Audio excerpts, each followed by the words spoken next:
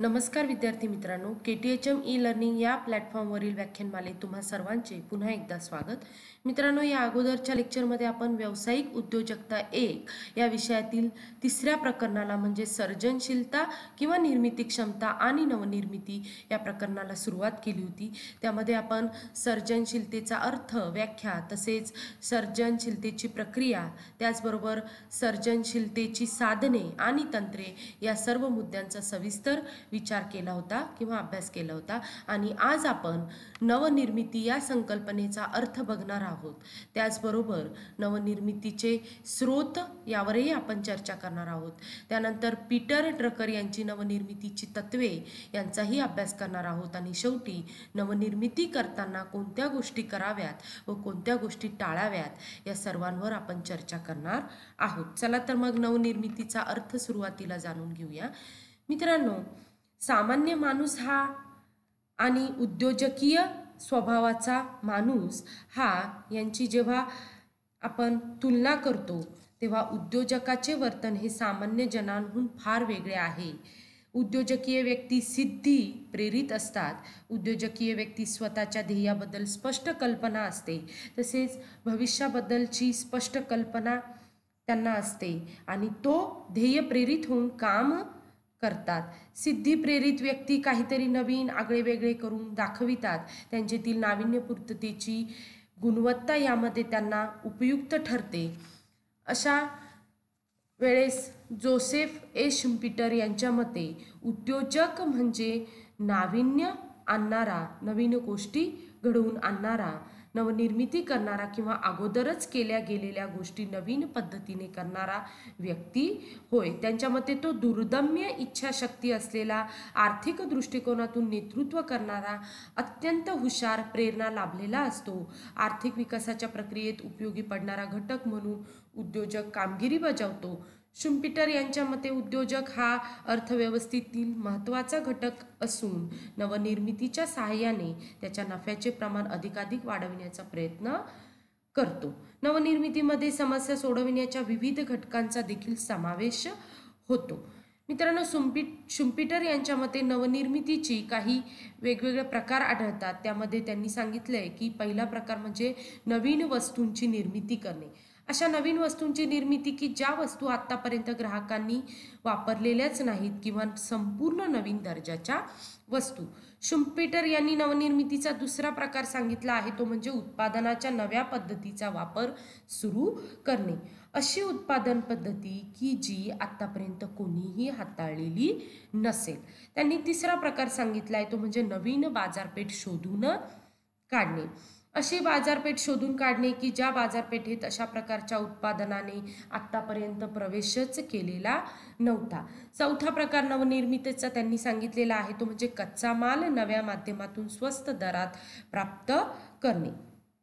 मग ते माध्यम आधीपासून अस्वस्थ असेल किंवा निर्माण केलेले असेल. आणि शेवटचा प्रकार त्यांनी नवनिर्मितीचे सांगितलेला आहे तो म्हणजे उद्योगांची नवीन संघटना अंमलात आणणे. मित्रांनो, उदाहरणार्थ मक्तेदारी निर्माण करणे किंवा मक्तेदारीची परिस्थिती मोडून काढणे. उद्योजकता हा निर्मितीक्षम उपक्रम आहे. आर्थिक उत्पादनाच्या कोणत्या तरी शाखेत काहीतरी नवीन गोष्ट सादर करतो. नवीन संयोगामध्ये उत्पादक घटक बदललेल्या स्वरूपात वापरले जातात. निर्माणवादी म्हणून उद्योजक संभाव्य फायदेशीर संधी म्हणून त्याचा विचार करतो आणि त्याचा पुरेपूर वापर करून घेतो. उद्योजक समस्या सोडविणारा असतो आणि त्या समस्येवर तोडगा काढून समाधान मिळवतो. नवनिर्मितीमध्ये संपूर्णपणे नवीन गोष्टी करणे किंवा ज्या गोष्टी आधी केल्या गेल्या आहेत त्या नवीन पद्धतीने करणे यांचा समावेश होतो. त्यामध्ये नवीन उत्पादन सादर करणे, नवीन बाजारपेठ निर्माण करणे, नवीन उत्पादन प्रक्रिया अंमलात आणणे, कच्च्या मालाचे नवीन आणि अधिक चांगले स्रोत शोधून काढणे आणि अधिक चांगला संघटन प्रकार विकसित करणे यांचा समावेश होतो. संशोधन आणि शोध हे नवनिर्मितीपासून भिन्न आहेत. संशोधन ज्ञानप्राप्तीसाठी केले जाते तर नवनिर्मिती ही काहीतरी उत्पादन करणे आणि त्याची विक्री करणे त्यासाठी केले जाते. संशोधनातून निर्माण झालेल्या ज्ञानावर आधारित नवनिर्मिती असू शकते. संशोधन आणि नवनिर्मिती हे निरनिराळ्या कौशल्यावर आधारित असतात. नवनिर्मितीसाठी बाजारपेठ, पेटंट आणि व्यवस्थापन याबाबत माहितीची आवश्यकता असते. मित्रांनो, ह्या नवनिर्मितीचा जो नवनिर्मिती किंवा शोध या दोन वेगळ्या बाबी आहेत. नवनिर्मितीमध्ये शोधाचा उपयोग काहीतरी उत्पादन करण्यासाठी केला जातो आणि नवनिर्मितीमध्ये कृती अपेक्षित असते, ज्यामुळे लोकांची गरज भागविण्यासाठी उपयुक्तता निर्माण केली जाते. ग्राहकांचे समाधान आणि नफा मिळवणे हे प्रमुख उद्दिष्ट नवनिर्मितीमध्ये असते. शोधामध्ये विशिष्ट ज्ञान प्राप्त होते. शोधामुळे नवनिर्मिती सुलभ होते. नवनिर्मितीमुळेच मूळ शोध आहे. कोणत्याही गोष्टीचा शोधाचे रूपांतर जोपर्यंत वस्तूत किंवा सेवेत होत नाही तोपर्यंत शोधामुळे लोकांची गरज भागवली जाणार नाही. जेव्हा एखाद्या वस्तू किंवा सेवेत लावलेला शोध वापरला जातो आणि ती वस्तू किंवा सेवा यशस्वीपणे विकली जाते तेव्हा शोधाचे रूपांतर नवनिर्मितीत होते. यानंतर आपण नवनिर्मितीचे स्रोत बघूया. मित्रांनो, यामध्ये पहिला स्रोत आहे तो म्हणजे अनपेक्षित. मित्रांनो, पीटर एक ड्रकर यांनी त्यांच्या इनोव्हेशन अँड एंटरप्रिनरशिप या पुस्तकात नाविन्यपूर्ण संधींचे 7 स्रोत सांगितलेले आहे. पीटर ड्रकर हे एक महान व्यवस्थापन सल्लागारांपैकी एक असून त्यांची व्यवस्थापन क्षेत्रातील एक विचारसरणी मानली जाते. प्रत्येक स्रोताचे स्वतःचे असे खास वैशिष्ट्य आहे. त्यातला पहिला जो स्रोत आहे तो म्हणजे अनपेक्षित. मित्रांनो, एक चांगला व्यवस्थापक बाजारपेठेचा सतत अभ्यास करत असतो. बाजारपेठेत आपले स्थान निर्माण करण्यासाठी त्याची धडपड असते. एखादे विशिष्ट उत्पादन किंवा सेवा यांना अपेक्षेपेक्षा जास्त किंवा कमी मागणी आहे का याचा अभ्यास अनपेक्षित संधीत रूपांतरित केला जातो. अनपेक्षित यश किंवा अपयश हा नवनिर्मितीचा पहिला महत्त्वाचा टप्पा आहे. अनपेक्षित यश व्यवस्थापनाला स्वीकारणे कठीण जाते कारण ते व्यवस्थापनाच्या निर्णयांना आव्हान असते. सद्यस्थितीत त्याकडे कुणाचेही लक्ष नसते, त्यामुळे कोणीही त्या संधीचा पुरेपूर फायदा उठवत नाही. स्पर्धक मात्र बरोबर त्याचा फायदा उठवितात. अनपेक्षित यशाचा व्यवस्थापनाने पुरेपूर फायदा घेतला पाहिजे आणि त्यांचा व्यवसाय, बाजारपेठ आणि तंत्रज्ञान निश्चित करताना योग्य बदल केले पाहिजे. उदाहरणार्थ, कोविड-19मुळे जगभरात व्यक्तिगत स्वच्छतेसाठी वापरले जाणारे हँडवॉश, सॅनिटायझरची मागणी एकदम वाढली. ज्या कंपन्यांनी आपल्या उत्पादनात त्वरित बदल घडवून सॅनिटायझरची निर्मिती केली त्या उद्योग संस्थांनी या अनपेक्षित संधींचा पुरेपूर फायदा उठवून जागतिक मंदीच्या परिस्थितीत सुद्धा मोठ्या प्रमाणात नफा मिळवला. मित्रांनो, यशस्वी नवनिर्मितीसाठी अनपेक्षित अपयश हा आणखी एक स्रोत आहे. अनपेक्षित अपयश चटकन लक्षात येते. दक्षतापूर्वक नियोजन करूनही काही वेळा अपयश येते. जेव्हा अनपेक्षित अपयश येते तेव्हा व्यवसाय संस्थेतील अधिकारी अपयशाच्या कारणांचा सखोल अभ्यास करतात.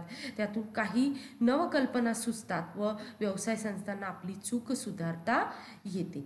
नवनिर्मितीच्या संधींचा विचार करताना स्पर्धकांचे अनपेक्षित यश किंवा अपयश यांचा अभ्यास करणेही महत्त्वाचे असते. नवनिर्मितीचा हा स्रोत अत्यंत महत्त्वाचा आणि फायदेशीर आहे कारण बाह्य घटक सुद्धा संधीसाठी महत्त्वाचे ठरू शकतात. व्यवस्थापनाने अनपेक्षित यशाचा विचार करताना काही गोष्टी विचारात घेतल्या पाहिजे. त्या म्हणजे अनपेक्षित यशामुळे संघटनेला कितपत फायदा होईल, त्याचे दूरगामी काय परिणाम होतील, संधींचे रूपांतर करून घेण्यासाठी संघटनेत कोणते बदल करावे लागतील, तसेच आपण त्याच्या अंमलबजावणीसाठी कोणते प्रयत्न करणार आहे. अनपेक्षित बाह्य घटकांमुळे वारंवार मोठ्या संधी उपलब्ध होतात. मोठ्या उद्योग संस्था या संधींचा पुरेपूर फायदा घेतात, मात्र यासाठी बाजारपेठेचे होणारे बदलांचा सखोल अभ्यासाची गरज असते. यानंतर नवनिर्मितीचा पुढचा स्रोत आहे तो म्हणजे तफावत. मित्रांनो, तफावत किंवा विसंगती ही यशस्वीपणे व्यवसाय विकसित करण्याची एक गुरुकिल्ली आहे. जे सध्या अस्तित्वात आणि जे असायला हवे होते यामधील फरक म्हणजे तफावत होय. कदाचित नेमकेपणाने फरक आपल्याला कळू शकणार नाही, मात्र विसंगती शोधण्यासाठी आपल्या ग्राहकांच्या वस्तू अगर सेवेसंबंधी तक्रारी, कंपनीच्या कंपनीच्या कमकुवत बाबी ओळखणे व त्या दुरुस्त करणे किंवा पुन्हा डिझाईन करणे अपेक्षित असते. नवनिर्मिती यामधूनच घडून येते. नवनिर्मितीच्या संधीचे तफावत एक लक्षण आहे. त्यात असलेला दोष सुचवून तफावत एक प्रकारे नवनिर्मिती करण्याचे निमंत्रणच देते. तफावत मुळे अस्थैर्य निर्माण होते, मात्र त्यात थोडेसे प्रयत्न करून ग्राहकांवर परिणाम घडवून आणता येऊ शकतो आणि आर्थिक किंवा सामाजिक स्वरूपाची पुनर्रचना होते. तफावत हे बदलाचे लक्षण आहे. नवनिर्मिती करणाऱ्या व्यक्तीने हे शोधून काढले पाहिजे की अनिश्चिततेचे रूपांतर संधीत कशामुळे होईल. तफावत विविध स्वरूपात दिसून येते.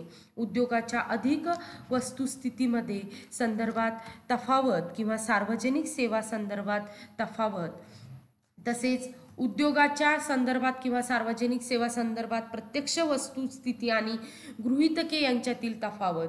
त्याचबरोबर उद्योग अथवा सार्वजनिक सेवा संदर्भात प्रयत्न, ग्राहकांची मूल्य आणि अपेक्षा याबाबतच्या तफावत, तसेच प्रक्रियेतील ताळबद्धता किंवा तर्कशास्त्र यातील अनित्यता किंवा विसंगती. थोडक्यात नवनिर्मितीसाठी प्रत्यक्ष उत्पादित वस्तू आणि ग्राहकांच्या अपेक्षा या वेळीच ओळखून अपेक्षित बदल घडवून आणणे हे या स्रोतामध्ये अपेक्षित आहे. तिसरा स्रोत आहे तो म्हणजे उद्योग आणि बाजाराची रचनेतील बदल. मित्रांनो, उद्योग व बाजारपेठ रचना निरंतर बदलणाऱ्या आहेत. त्यासाठी व्यवसाय संघटनांना जागरूक राहावे लागते. काही बाह्य घटकांचा वेगाने व्यवसायावर परिणाम होतो. जेव्हा अशी घटना घडते तेव्हा उद्योगातील प्रत्येक सदस्याला कार्यप्रवण व्हावे लागते. बदलाला सामोरे न गेल्यास व पूर्वीप्रमाणेच व्यवसाय चालू ठेवल्यास व्यवसाय बंद पडण्याचा धोका निर्माण होतो. व्यवसाय संस्थेतील आपले बाजारपेठेतील स्थान गमवावे लागण्याची भीती असते आणि एकदा नावलौकिक कमी झाला तर परत तो निर्माण करणे अवघड जातो. मात्र उद्योग किंवा बाजारपेठ रचनेत बदल होणे ही नवनिर्मितीची संधी ठरते. उद्योग रचनेतील बदल असाधारण संधी उपलब्ध करून देतात. स्थिरावलेल्या उद्योगांना हे धोके वाटतात. उद्योगाबाहेरील व्यक्ती नवनिर्मिती करतात व ते अल्पावधीत त्या महत्त्वाच्या उद्योगातील किंवा क्षेत्रातील अत्यंत महत्त्वाचे घटक ठरतात. उदाहरणार्थ, नोटाबंदीवर ज्या व्यवसाय संस्थांनी डिजिटल पेमेंट सुविधा त्वरित सुरू केल्या, संस्थांनी आपली प्रगती झपाट्याने केली.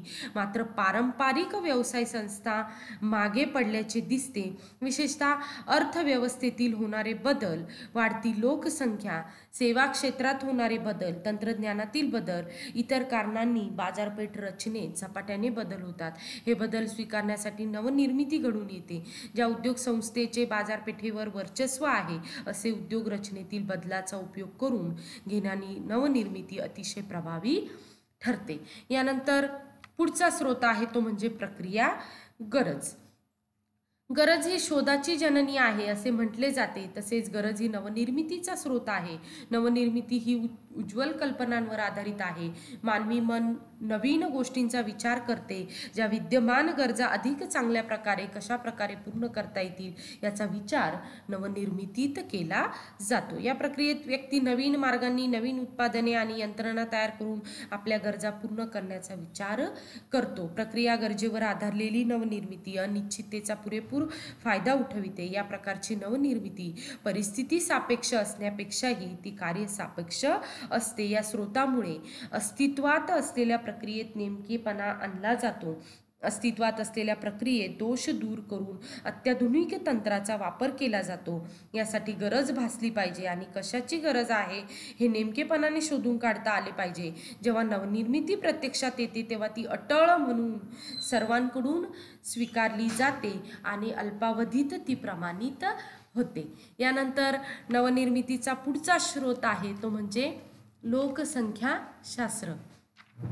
मित्रांनो, आकारमान, वयरचना, रोजगार, शैक्षणिक गुणवत्ता आणि उत्पन्न याबाबत लोकसंख्येतील बदल म्हणजेच लोकसंख्याशास्त्र होय. यामध्ये होणाऱ्या बदलांचा अंदाज घेऊन नवनिर्मिती केली जाते. काय खरेदी केले जाईल, कुणाकडून खरेदी केले जाईल आणि किती प्रमाणात खरेदी केली जाईल यावर लोकसंख्याशास्त्राचा मोठा परिणाम होतो.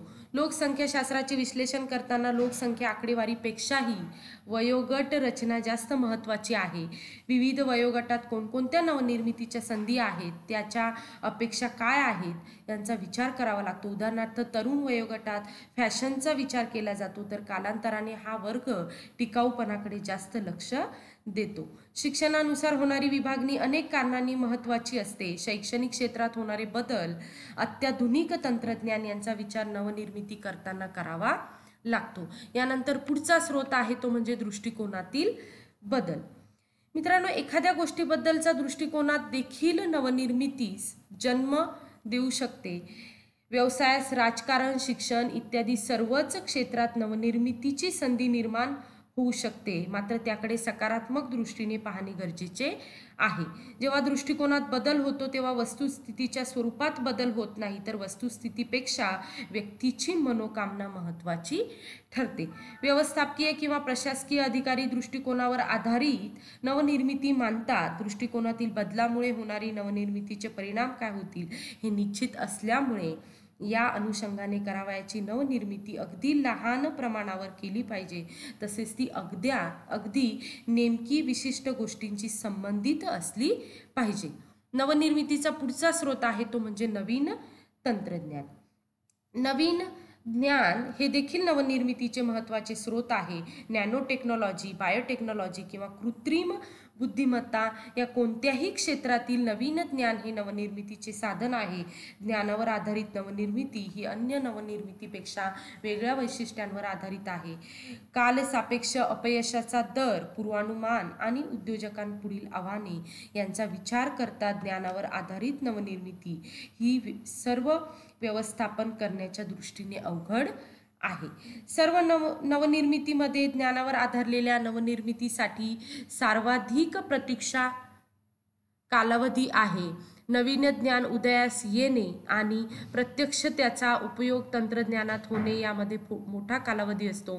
तसेच प्रत्यक्ष बाजारपेठेत त्या नवीन तंत्रज्ञानाच्या आधारे तयार केलेली उत्पादने, प्रक्रिया किंवा सेवा सादर होण्यात आणखी दीर्घ कालावधी खर्च येतो. उदाहरणार्थ पेट्रोल, डिझेलवर चालणारी कार, बॅटरीवर सूर्यप्रकाश किंवा हवेच्या दाबावर चालविण्याचे तंत्र विकसित होत आहे, मात्र असे उत्पादन बाजारपेठेत स्थिरावण्यासाठी मोठा कालावधी लागणार आहे. थोडक्यात नाविन्यता उत्कटतेतून, साहसातून किंवा छंदातून जन्माला येते.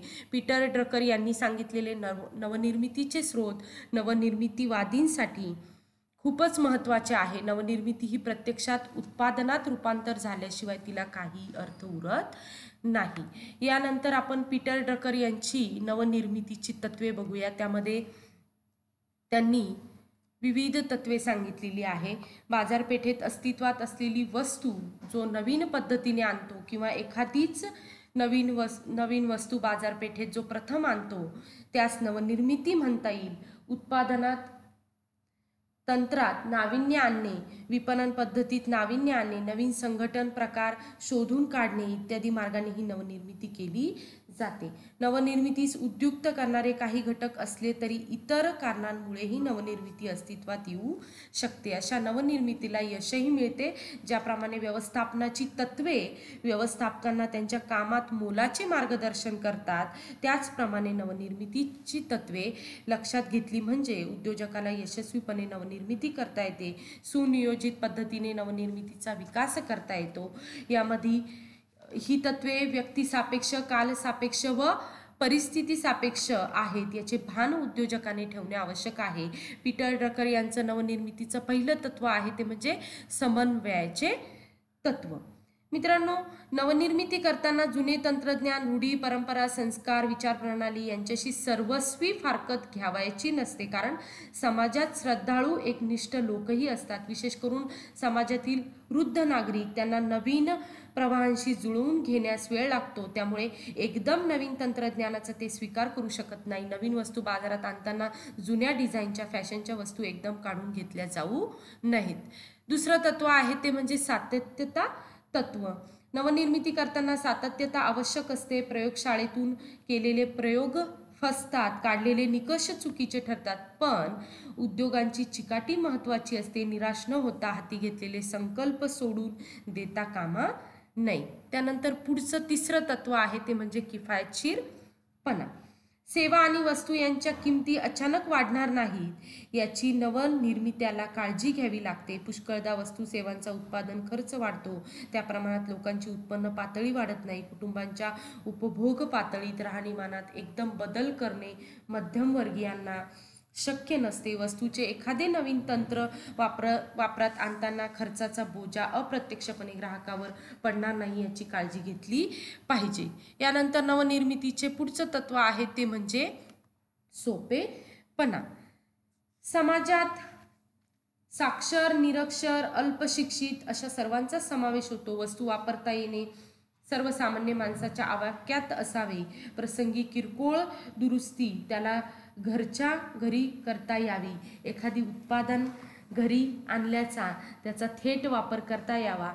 वस्तू वापरण्याचे तंत्र क्लिष्ट नसावे. गरज वाटल्यास वस्तूचे प्रात्यक्षिक दाखविण्यासाठी सोय वितरकांकडे असावी.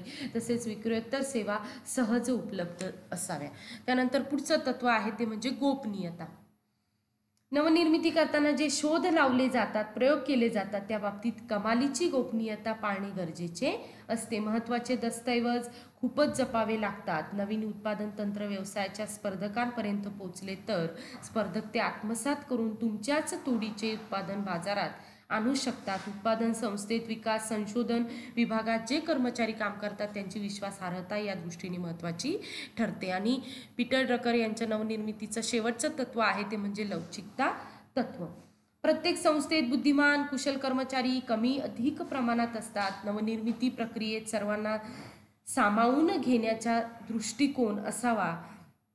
काही वेळा कनिष्ठ पातळीवरचा कर्मचारी सुद्धा एखादी मौलिक सूचना करतो, त्या सूचना दुर्लक्षित होता कामा नयेत. आपल्या सूचना कंपनी स्वीकारते, त्याची अंमलबजावणी करणे हा अनुभव सुद्धा कर्मचाऱ्यास सुखावह असतो. त्यामुळे आपल्या कल्पनाशक्तीला ताण देण्याची सवय लागते. संघटनेत एकोपा संघभावना अधिक वाढीस लागते.